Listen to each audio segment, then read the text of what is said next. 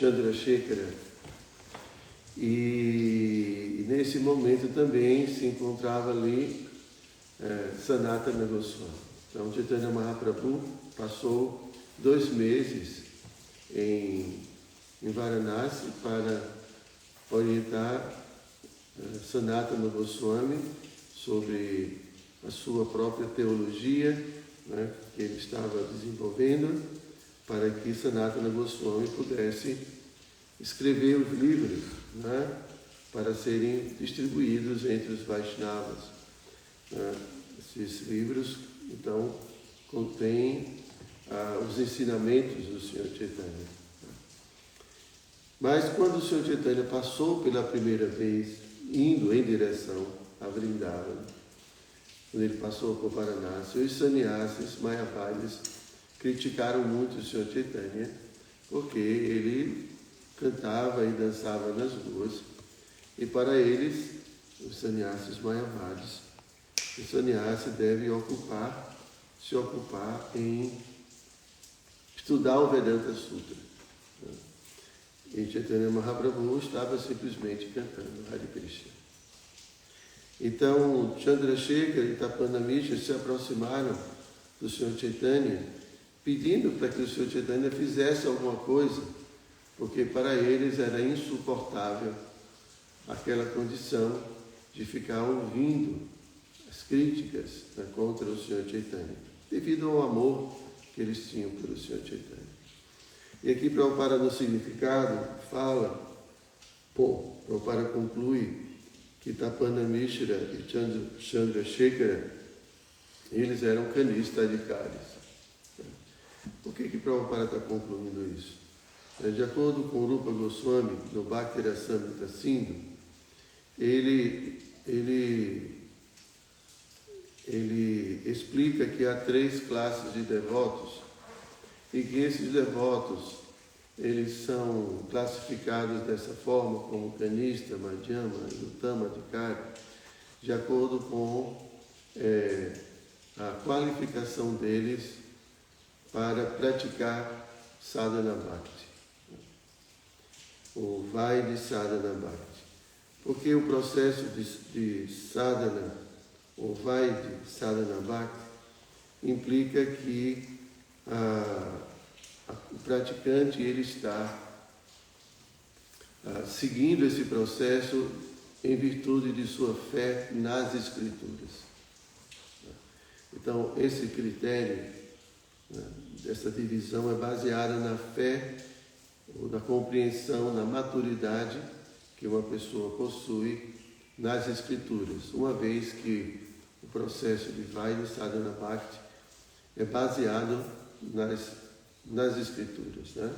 Diferentemente de Raga Nuga Bhakti, que uma pessoa realiza o processo de Bhakti como Shravana, Kirtana, Smarana e assim por diante, com um sentimento espontâneo.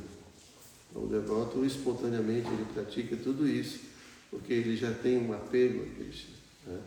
Mas no processo de Vaidhi, a gente segue Shravana, Kirtana, Vishnu, Smarana, por compreender que as Escrituras, elas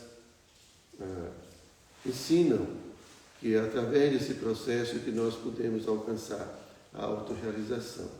Então, quanto mais compreensão uma pessoa tem das Escrituras, quanto mais ela consegue explicar, quanto mais ela consegue expor, citando versos e assim por diante, né? Quanto mais madura, no sentido de poder argumentar em base às Escrituras, ele é classificado como de nível superior. Então, um Uttama Adhikari, né, ele tem essa característica de ser uma pessoa muito erudita nas Escrituras.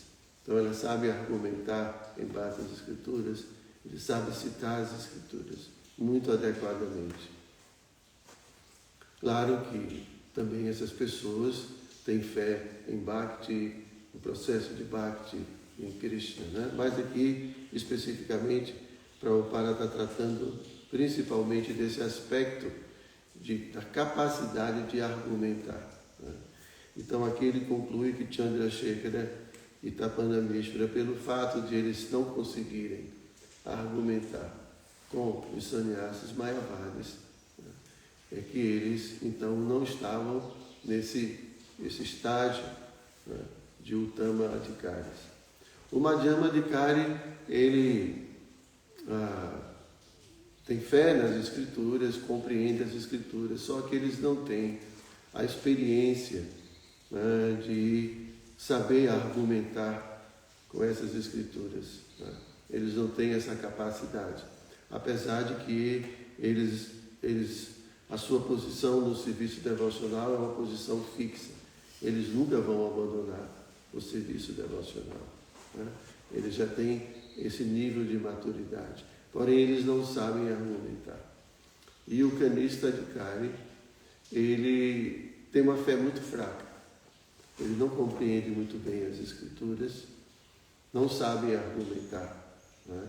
Então, se algum opositor apresenta argumentos fortes, pode ser que ele se confunda e pode ser que ele deixe de praticar a vida espiritual sadhana bhakti, tá bom? Então, essa classificação, ela acontece de acordo com o nível de maturidade com relação ao conhecimento das escrituras e de como argumentar, né, em sua posição de estabilidade, né, no sadhana, ok? Então, por exemplo, a gente aprende que cantar os santos nomes nas escrituras, né, que o cantar os santos nomes é o princípio de sadhana mais importante, né? Mas alguém pode chegar e argumentar e dizer que não, que tem outras coisas. Adorar a deidade é mais importante do que cantar Hare Krishna, por exemplo. De repente, não é isso. Mas aí tem as escrituras, então tem os argumentos dos acharyas. Então uma pessoa pode, por exemplo, uma fé muito fraca, que não tem conhecimento suficiente, de repente vai deixar de cantar Hare Krishna para, por exemplo, adorar a deidade, né? Então, existem muitos princípios relativos ao processo de sadhana bhakti, e esses princípios são estabelecidos pelas escrituras, tá? E, consequentemente, também pelo mestre espiritual, tá? O mestre espiritual, ele se baseia nas escrituras. Então, diante das três fontes de conhecimento, né, que é Shastra, Sadhu e Guru, Shastra e Sadhu, a mais importante é Shastra, né? Então, o Shastra é quem define tudo, né? O mestre espiritual, ele repete o Shastra, ele explica o Shastra, né? Assim também como o Sadhu. Então, por isso que precisamos estudar as Escrituras, conhecer as Escrituras, para entender a importância dos princípios, das regras, do processo de Bhakti, para a gente poder seguir de uma forma muito consciente, de uma forma consciente, né? E não ser abalado por qualquer tipo de argumentação assim, opositora, né? A gente pode até não saber contra-argumentar, mas a gente não se abala, a gente tem essa fé firme nas Escrituras. Ok? Vocês têm alguma pergunta sobre isso? Maharaj, é possível assim Você pode perguntar falando alto. A pessoa, o devoto, apresentar sintomas de diferentes classes assim, tipo, ele tem uma fé forte, mas não sabe argumentar, por exemplo. Isso é possível? Sim, eu imagino. Ele não sabe argumentar também, imagino. Não sabe argumentar no mesmo nível de um Uttama. A gente tem que entender que essas classificações, elas são... Não tem como a gente mensurar exatamente, né? E quando a gente estuda essa classificação, né, do Tama, Madhyama e Kanista, existem outras considerações que não apenas a fé nas escrituras, tá? Eu estava falando aqui em relação a essa capacidade de argumentação. E Rupa Goswami, ele enfatiza muito isso, ele dá essa classificação de acordo com o adhikara para a prática de Bhakti. Adhikara significa como é que ele tem um nomezinho? Elegibilidade. Quem é elegível para praticar sadhana Bhakti? Quais são as características, quais são os sintomas? Tá? E aí ele classifica essa elegibilidade de acordo com a fé que a pessoa tem nas escrituras. Porque vai de sadhana Bhakti se refere à obediência às escrituras. A gente pratica tudo em obediência às escrituras. Então, quanto mais conhecimento a gente tem das escrituras, mais você está situado num nível superior. Né? Mas existem outras características para um canista de carne. Né? Como, por exemplo, o canista, ele não sabe se relacionar com outras pessoas. Ele tem uma certa fé na deidade. Ele sabe respeitar a deidade, por exemplo, mas ele é materialista. Ele é uma pessoa muito neófita ainda. Então ele não consegue ver a deidade no coração das outras pessoas. E por isso ele não sabe se relacionar com as outras pessoas adequadamente. Então ele só respeita a deidade. Então esse é um canista de carne. É uma pessoa que tem uma fé muito tênue e uma fé muito fraca. Ele pode ser arrastado facilmente. Já o Madhyamadikari tem outras. O Madhyamadikari, ele já tem amor por Krishna. E ele já tem, devido a essa relação com Krishna, ele já consegue ver também Krishna nas outras pessoas.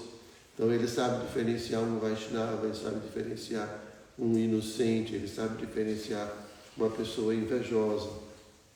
Então por isso ele prega para os inocentes, ele fala de Krishna para os inocentes, porque ele tem amor por Krishna. Então ele quer dar Krishna para as pessoas, mas ele evita os invejosos. Tá?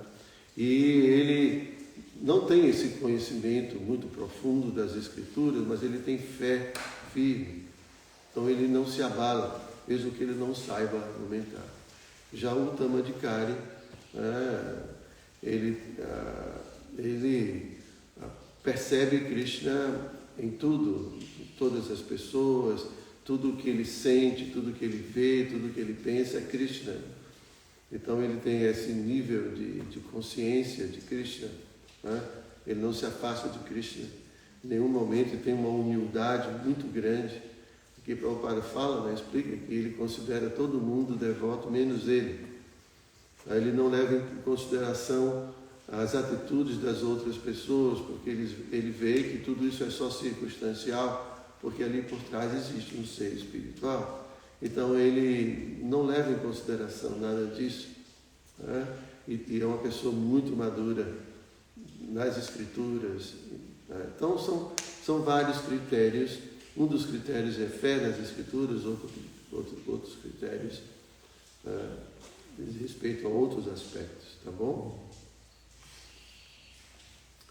Bom, eu acho que a gente vai terminar, né? Falta. Não sei se a gente lê mais algum verso. Vamos ler mais para a gente adiantar aqui, né?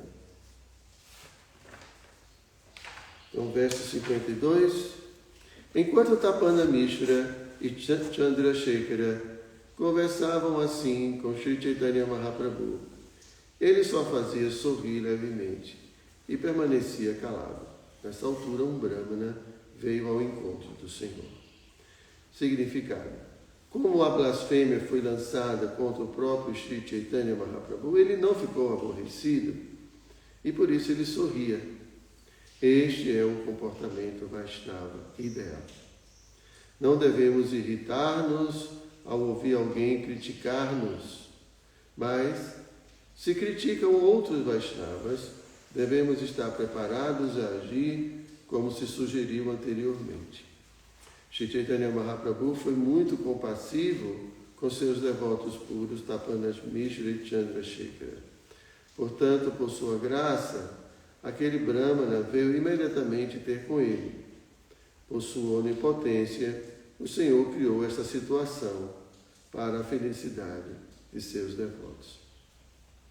Então aqui, é um ensinamento bem clássico, que diante de uma ofensa pessoal, o devoto não se perturba, mas diante da ofensa a Krishna e a seu devoto, o devoto toma uma atitude. Continue. Posso fazer uma pergunta? Prabhupada fala que os dois devotos são devotos puros, e também classifica eles como canista radical. Quando eu li também, eu li um comentário. Eu ia ficar calado. Desculpa. Porque aparentemente é uma contradição. Mas quando o Prabhupada fala no verso anterior, ele parece assim, subentende-se. O Prabhupada não está assim afirmando categoricamente.